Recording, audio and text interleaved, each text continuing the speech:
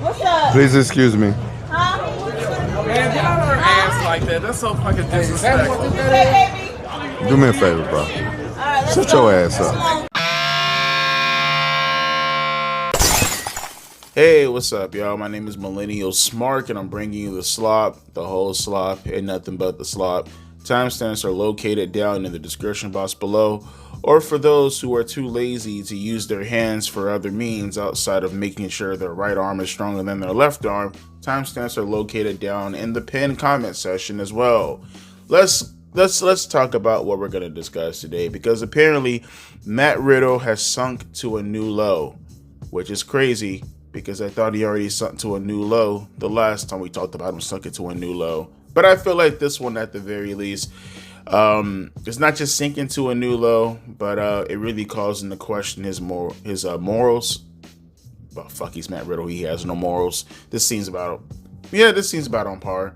Lyra Valkyria, apparently accused of being a groomer and having it debunked in real time. Because these are wrestling diva stands and they're batshit insane. Accidental leak from a returning WWE superstar. At least this one, allegedly, looks like it has been confirmed. So congratulations to who we're going to talk about in a minute. And Roger Jackson apparently looks like he's about to get sued right now. That's cool. At least one lawyer is doing their job. Unlike the other lawyer who keeps hanging AJ out to dry because AJ refuses to shut the fuck up. I know, right? It's crazy how that works. So let's kick it off with our good old pal, Matt Riddle. And I quote from Cultaholic, exclusive. Matt Riddle no-showed and ripped off a charity pro wrestling show on Sunday, August 31st. Riddle was booked to face Simon Miller at Global Wrestling Kingdom's A New Kingdom Rises in Barnsley, England. Riddle, however, never traveled to the UK for the show and has yet to return the deposit paid to him by the promotion. The show was raising money for charities in support of survivors of domestic abuse and homeless veterans. Now, to add a little bit more context to this, apparently WrestlePeerus just uploaded something in the middle of me fucking actually recording. I had to edit this in. Let me see what else they say. Hang on. It goes a little bit deeper. Al Snow's Global Wrestling Kingdom ran their inaugural show, and the advertised main event had been Matt Riddle versus Simon Miller. But Riddle no-showed, and it was announced at the show that Grado would instead face Miller instead. Riddle recently expressed concerns about his flight, claiming it was cheap, and his unhappiness about being in a hotel room in Barnsley for 2 days. Riddle didn't cancel his booking, but he never traveled to the UK, and a driver was left waiting for several hours. GWK then received a reply from Riddle, which noted he had accepted another booking, but would still potentially make the show. Riddle did not open any of GWK's future messages about his status for the event, however. Riddle's absence from the event resulted in the promotion having to issue refunds for meet and greets, and sources have noted Riddle has yet to return his deposit. So somehow, some way, Matt Riddle, he always outdoes himself. He's such a fucking loser. He's such a fucking loser degenerate. You know, I was actually about to, before I edit this in, right, I said to myself when I read the original Cultaholic, so these are like probably 30 minutes apart, right? I read this and then I seen the WrestlePeerus one when they dropped on my notifications. I was actually going to give him the initial benefit of the doubt when I read the first one. Not the benefit of the doubt that he didn't actually do what he did, but maybe there was some unforeseen circumstances that maybe hindered him from making the show. And then I read that apparently he didn't like his flight. He said that it was cheap. He didn't like the hotel that he was staying in for 2 days. He left his driver just sitting out there waiting for him. Really? Really? You said that you were going to make the show still, but then you didn't go to the show. And instead, you said that you had to make another booking. Like, my initial thing was, okay, well, Matt Riddle is human scummery, but at the same time, innocent until proven guilty. there has to be a logical explanation in regards to this. You know, you never know. You never know what could be hindering people and what could be holding them. It could be a storm, right? It could be a situation where, knock on wood, maybe a family emergency. It could be a bunch of things as to why he didn't make the show. And then it comes out that it sounds like he was just being a prima donna. But it gets even better. Because if you want to be a prima donna asshole, okay, sure, fine. It sucks, shows off your ego, but okay, you're a prima donna asshole. There are a lot of celebrities who happen to be that way. But you do it to a charity event. A charity event. I don't care what it's about. It's a charity event. It's helping out those who are less fortunate than you. So while you're raising money to help out people who unfortunately don't have it quite as good as you do in your current life status, you instead make it a point to be an arrogant, just outright conceited prima donna asshole who didn't get his way. But it gets even much better, because if you want to be a prima donna asshole to people who are less fortunate than you, okay, at least it ends right there. But now allegedly, it looks like you're also a thief. So you steal money raised for a charity event. Essentially, that's what you did, right? They paid you to be there and you didn't come. So they have to probably reimburse these fans, as they stated, the money that these fans paid in order to fund a charity. You basically stole from a charity. You stole from the fans. You stole from the promoters who took a chance on you. And all of this because you wanted to be a prima donna? That's what it sounds like. I mean, honestly, it's to the point now where maybe some of these promoters should be held accountable for booking the motherfucker. Like, this is just my opinion. You book a motherfucker like a Matt Riddle, you should be held accountable. I mean, the only people that I actually feel sorry for is the charity in itself and the people that pay their money to see this garbage human being. He is irresponsible. He is an actual fucking manlet. He is a man-child. You know his history. You know how much of a garbage piece of shit human he is.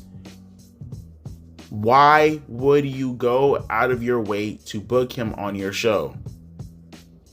Why? Why? But hopefully, just hopefully, maybe. I mean, it's already bad enough that he kind of gave you red flags. I mean, he's pretty much complaining every step of the way while you're trying to book him on the show. I mean, those should have all been red flags, but that's fine. That's cool. That's definitely okay. I'm willing to at least look at this situation and I say to myself, you know, fool me once, shame on you, right? Fool me once, shame on you. But Matt Riddle should probably be, you know, in my opinion, blackballed from the business. If for anything else, he no call, no show because he's a prima donna. Just saying. I mean, never mind all the other things, all the other baggage he brings to the table. Again, stop doing business with this guy. But sure, I mean, hey, if you want to, by all rights, go ahead. Keep ruining your reputation while trying to uphold his, right? Sure. Let's continue on with the next one. So apparently Lyra Valkyria is being accused of very unsavory language, right? I wouldn't wish this on my worst enemy. Maybe I would. It all depends how much I hate them. But this right here, this goes beyond the pale of just accusations, right? Like, there has to be some way, like somehow, some way that you can get like held accountable for like defamation on the internet somehow. I don't know how, like, not defamation in the sense that you have to get sued, but there should be consequences in regards to like maybe your IP being blocked or some shit like that. Nah, but that's promoting censorship. I just want these people to be held accountable, bro. You can't go around just fucking just saying shit like this and ruining people's lives or attempting to ruin people's lives. Mind you, how do we even fucking get here, right? So let me tell you how. This guy, William Moore, whatever his name is, right? This account, He puts out a simple, innocuous, just you can't get any more fucking innocent than just having a segment with Lyra Valkyria and Adam Pearce, right? He says, we need more likable dorks in this business. That's all he said. That's all he said. You see it on the screen, right? Very simple. This unhinged maniac jumps out of nowhere who says she's literally a groomer. Where did this come from? Why was this relevant to what the person was talking about as far as the OP? Beats the fuck out of me. No fucking clue. But here's his proof. Lyra Valkyria was 18 years old when she reportedly started dating her partner, LJ Clearly, who was 15 at the time. They were in a relationship for 10 years before getting engaged.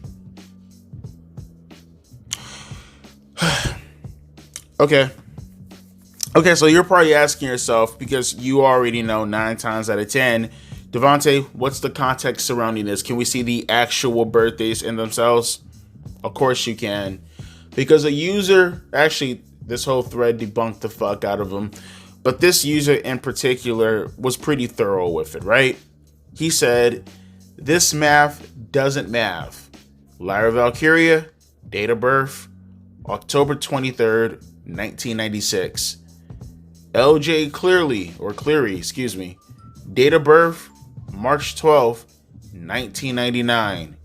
Their 10th anniversary was September 14th, 2024, which means he was 15 and she was 17 when they started dating, which is entirely normal and within the 2-year gap covered by Ireland's Romeo and Juliet law. Most jurisdictions have some form of this defense precisely because calling teenagers groomers and prosecuting them for dating each other is bonkers. In many places, the accepted gap is up to 4 years for Romeo and Juliet laws to apply. This relationship both perfectly legal and morally normal. Lyra did nothing wrong. Oh, really? You mean to tell me another unhinged maniac who has an unhealthy obsession with the divas took something, completely blew it out of context, didn't supply you the context at all, just, hey, guys, check this out. An 18-year-old and a 15-year-old, there you go. What the fuck is context? Right there. Again, man, it's not even just defamation at this point. These people are insane. Again, these diva stants, they need to be put under a jail, bro, every single time. It's the craziest shit in the fucking world. It's the craziest shit in the world. These people, I'm gonna start calling them the Sean Chans.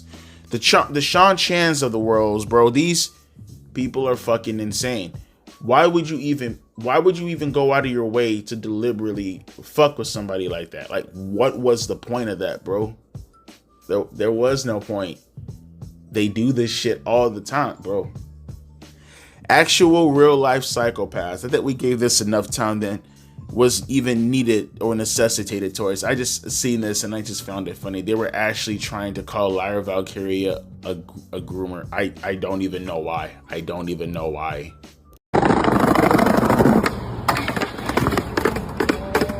Uh-oh, someone's getting fired.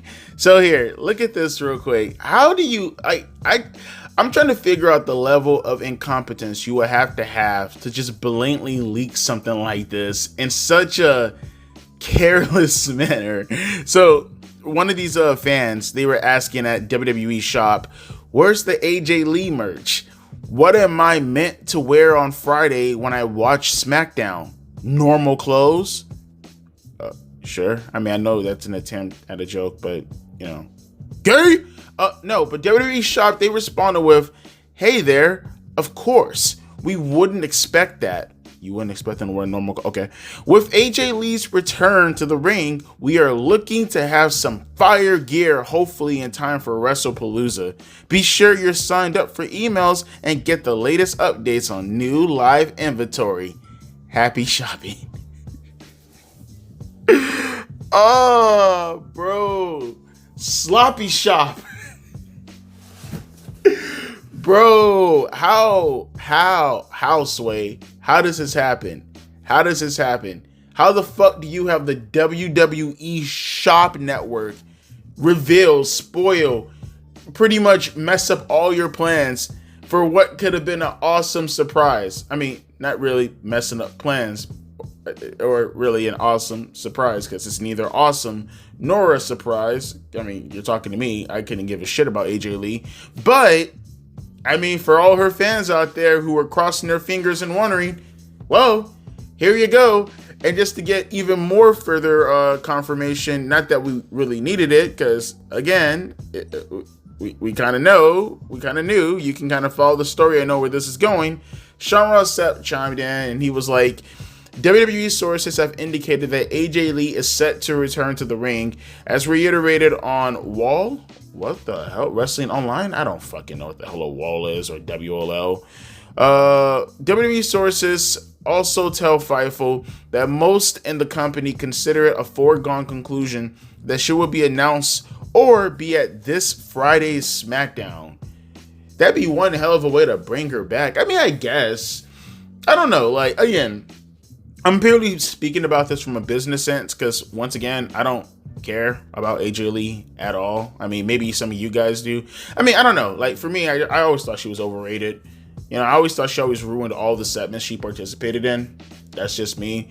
I know some of you guys who are like in your 20s or whatever grew up on AJ, but I was in my 20s when she was, you know, on the product on a consistent basis. I was your age back in 2012 or 2013 or however, whatever year it was when she was popular. I was like 20, 21, 22 years old at the time. And, I mean, I don't know. I've never seen the appeal. I've never seen it. Sure, I guess. Be happy that your childhood crush is coming back. I don't fucking know. But nevertheless, though, I mean, I would have done it differently. I probably would have brought her back at the paper. How do you even... I mean, okay, question. You fit her into all this, right? And then, like, what happens afterwards? Like, is she still going to stay around? Sorry, I was just yawning. That's how I feel about AJ Lee. I don't know. I'm just asking myself. I see her coming back and she's doing all this. Like, I read somewhere saying that apparently this is not going to be a one-off. That apparently she's going to be doing more matches or more appearances or whatever. Like, I don't know. I guess I'm curious out of just a sense of what the hell are you going to further her doing with CM Punk. But I mean, like, I don't know. I always thought AJ Lee was way overrated in the ring. Maybe she was good for her time because, I mean, look who she's surrounded by. But, like, AJ Lee's always been, like, a really, really bad wrestler, in my opinion. I don't know. It's like seeing her and Becky Lynch. This shit is going to be... I think this is going to be the drizzling shits, honestly. It's going to make for some good botches. It's going to make for some good clips. But, I mean, you have Becky, who is already an uncoordinated fuck in the ring 9 times out of 10. You have AJ Lee over here, who is, in my opinion, only as good as her contemporaries, which is saying pretty much nothing. I don't know. Maybe they might create magic. I don't fucking know. I don't care, though, honestly. Outside of the actual story premise of what's going to happen with Becky and Punk and Seth and whatever, I quite frankly couldn't give the slightest fuck. But here you guys go. AJ Lee confirmed, right? Let's get to the last subject of the day.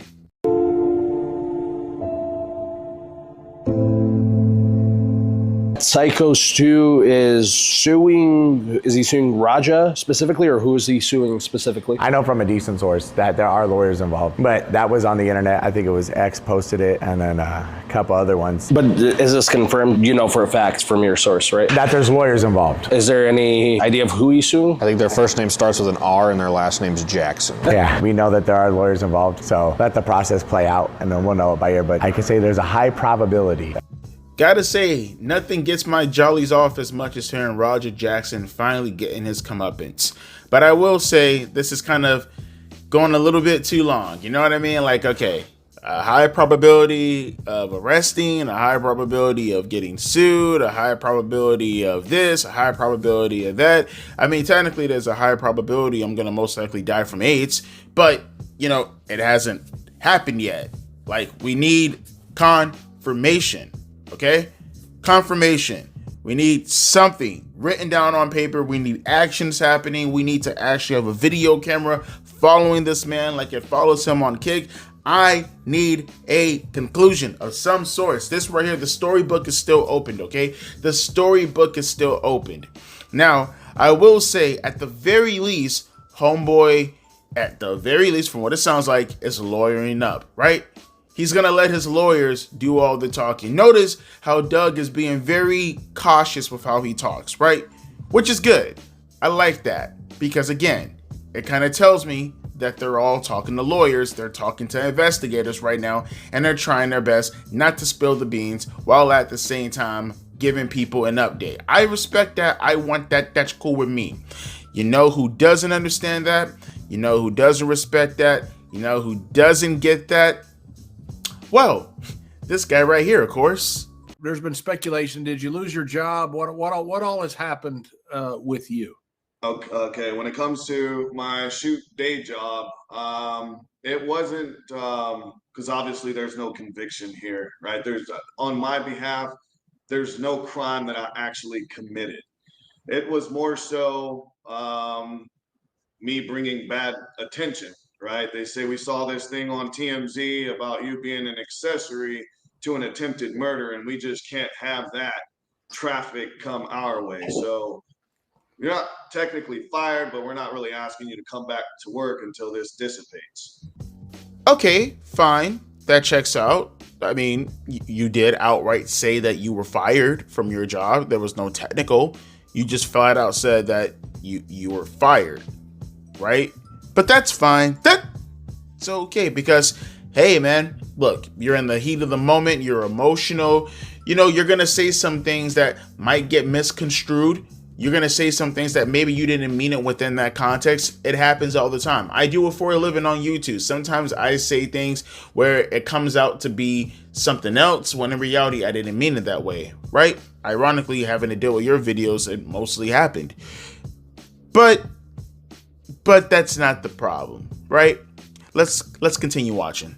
To this individual, I even hate to mention his name because I don't want to make him famous.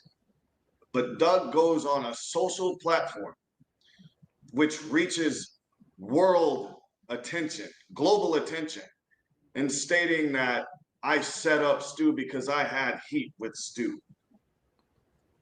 If people actually watch what took place that evening, you will see from Raja pulling up to the venue to me getting him authorization to come into the locker room. This wasn't just a pop-up sort of deal, and this damn sure wasn't pre-planned. Henceforth, it's impossible to even fathom the possibility that I set up Stu. It's not how this went down. So to Doug, you know what? I don't appreciate what you did there. I understand what you were doing. You went into business for yourself. You thought that by burying me, that would help put you over. And it did momentarily until people are able to see that not only are you the shits and don't know how to work, you're fresh in this business. And you really don't understand this business. Also, I have to commend you. Doug Mallow, I commend you on the fact that you did take action when it was necessary. For that, yes, I give you your flowers. But for all the other crap, you really need to smarten up because you don't know what you're talking about. I swear, these people, what is with the gaslighting? What is with the fucking gaslighting? First off, buddy, you're trying to defend yourself. Maybe not try to come off like you're cutting a wrestling promo, fucking LA Knight Jr.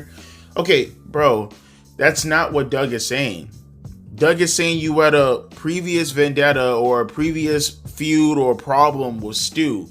Your previous problem with Stu is what stemmed from you making the decision to send Raja out there. That what you're saying is not relevant to what Doug is saying, right? Doug is saying you had a previous problem. You saying, oh, you know, like, I didn't know Raja was going to show up. I didn't know this was going to be a live stream or whatever. As if on the spot, now that you have Raja here, now that you see the situation play out like this, as if you can't make a decision for him to go after Stu afterwards. That's what Doug is saying. Doug is saying you had him do your dirty work. You had Raja do your dirty work for you. You seen that opportunity and you decided, hey, let me capitalize on that opportunity because I don't like Stu. That's what happened. Not all of a sudden I went out of my way and I brought Raja in order to do my dirty work. No one said that. No one stated that. They're saying that your decision to have Raja go out there and do what he did was based off of your hatred on Stu. Not you brought someone in to mess up Stu. You told him to do it because you don't like Stu. Again, this constant gaslighting from this man, bro. Like, you didn't debunk anything. He went into complete detail. He's been breaking down all your talking points forever now, and you're not giving anything substantial back. You're not saying anything substantial back. It's all plausible deniability. But this last part right here, and mind you, there are multiple parts to this. I just cut some stuff out because, again, they just felt irrelevant to the topic, especially when the things that I'm actually clipping right now, it generalizes everything that he was rambling on about for like 2 or 3 minutes in some of these clips. But if you would like, the link is down in the description box below. I'll leave a timestamp so you can go directly to the portion where JBL and Conrad Thompson are actually interviewing him, and you can see the fullest context for yourself. But again, he's not really saying much. But check out this last part. This is the part that really gets me the most. Check this out. A lot of times you tell a guy, oh, you can get your receipt back out there. It's just a passing phrase. I've heard that in the locker room forever. It's not a green light for an assault. It's just something that's said. But you go ahead and please, I don't want to put words in your mouth. You bring up the situation. Yes, sir. Well, unfortunately, when I did elaborate on this use of the phrase getting your receipt, it was then clipped, edited, and used against me. Firstly, I asked Raja, do you remember what a receipt is? Once he affirmed that he remembered what a receipt was, because I have explained this to him before, and he should, at the mere least, understand how to pull your punch. How do I know that Raja knows how to pull a punch? Is because I come from the MMA world. Raja was a part of my fight team. I've sparred with Raja several times. I know that he knows how to pull a damn punch, right? People, again, I didn't know this thing was being live streamed. So to me, I'm thinking, all right, this is all being recorded. Hell, 90% of this shit's going to get edited out anyways. What led up to me telling Raja to get his receipt would be edited out whenever you're actually working to build this story. That's all I was doing. I was pushing this story because it was agreed upon by both parties that you'll get your redemption in my match. All right, cool. My assumption, I brought Raja in. This happened with the can. That happened to my buddy. All right, I guess I'm on Raja's side in this. And Stu, whoever he brings into the story, that's how we'll work. Sorry for the abrupt cutoff. Again, he just goes on this diatribe and he keeps making it and framing it as if him and Stu are friends. Folks, reiterating this one more time, going off of what Douglas Malo even said himself, going off the fact that Stu has not put this man over yet since coming from the hospital, going off the fact that his brother has not said anything positive about AJ since Stu was in the hospital. They are not friends. He needs to stop it. Stop calling him buddy. No one has confirmed at all that you guys are friends, bro. Only you are saying this to get yourself out of fucking trouble. The nerve, the audacity of this fucking loser cretin to actually go out of his way to frame all of this as if it was a story. He's really doing everything to go, which I don't blame him. You know, it's legal troubles in the end of the day, right? You're going to do everything you can to get yourself out of trouble. I don't blame that part. I get that part. I understand that part. But this constant framing, like, oh, I didn't know that I was being live streamed. I didn't know that I was being clipped. You should go back to the video and watch me give him his receipt. Okay, buddy, something else that we noticed in that video too is that you were standing right there when Stu apologized. Do you want to explain that? Do you want to explain the fact that Stu was right there apologizing profusely multiple times. To be fair, you weren't there for every instance, but you were there for some of those instances where he was actively trying to shake his hand. You were there when he was making it known that he did not know that he was a worker. You were there when he was actively saying, my bad, I'm sorry, I didn't know. You were there when you heard him say, you were right in between when you heard him say, you're not gonna sell it, insinuating that he thought he was a worker. You were standing right there. You knew this was a misunderstanding.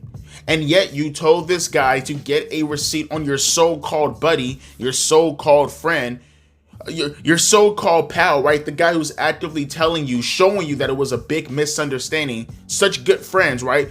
He tells you that it's a misunderstanding right in front of your face, and yet you tell this guy, this fucking lunatic, this fighter, to get his receipt. It doesn't matter what you thought or what extent you perceived that Raja was going to take it. I get it. You don't know. You did not know that you didn't know he was going to go that far. I give you that. But who gave him the green light? Who gave him the green light after hearing what Stu said? You did. You did. You can try to gaslight people as much as you want and the editing this, the this, the that, the this. We watched the whole thing, buddy. We watched it. We seen what you did. And again, to try to play this off as a story, I think it's pathetic. I know why you're doing it, but I think it's pathetic. No one's gonna buy that shit. You're fucking insane. You're fucking insane. But hey, the saga continues, boys. And one more thing also, I will say this, because I'm seeing people in their comment section, Conrad Thompson, something to wrestle with. I'm seeing people in their comment section going after Conrad, going after JBO for platforming him, pretty much, giving him a hand job, right? Making it easier for him, right? Pretty much giving him a pathway to just speak his mind without any pushback whatsoever. I'm not going to sit here and pretend that I'm disappointed or anything like that. I mean, JBO has a history of being a bully anyway, so of course his definition of what a receipt is probably going to stem off of that old school mentality, which is fine. I get it. But we live in an age nowadays where the internet does exist. You would like to think that that type of behavior isn't tolerated. Some people may call me soft for saying something like that.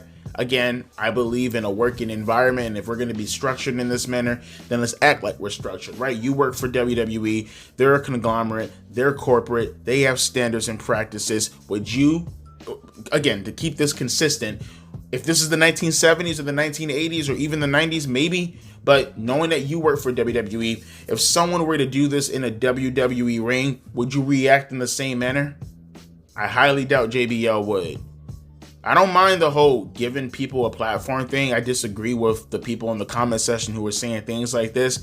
But the fact that JBL is acting so nonchalantly about this is no big deal. Pshaw. You wouldn't have that same attitude if it was happening in a WWE ring. You just wouldn't. You can sit here and say that you would. And the sad part about it is I know your true feelings would probably be, I would not care.